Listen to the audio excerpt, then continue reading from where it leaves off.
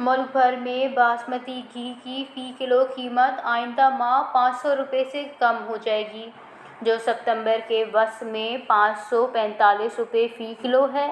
Premium quality کے brands کی قیمت اگست میں 585 روپے فی کلو تھی۔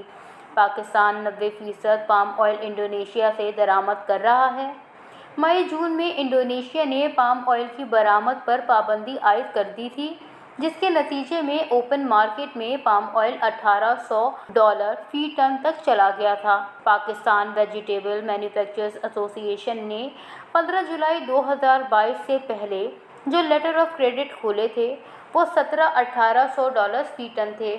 یہ مال کراچی کی بندرگاہوں پر پڑا ہے، جو امپورٹرز نے $1400 سے $1800 فی ٹن کے حساب سے خریدا تھا۔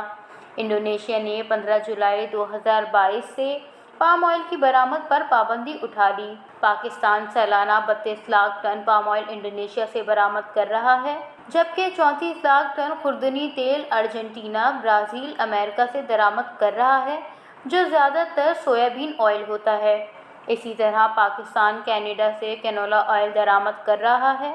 پاکستان اگرچہ نام کا زرعی ملک ہے، مگر پورے ملک میں 4.5 لاکھ ٹن خوردنی تیل کاٹن سیڈ، کینولا، سورج مکھی اور سرسوں سے حاصل کر پاتا ہے۔ پچھلے مالی سال 30 جون 2022 تک پاکستان نے $6 ارب کا پام آئل اور خوردنی تیل درآمد کیا۔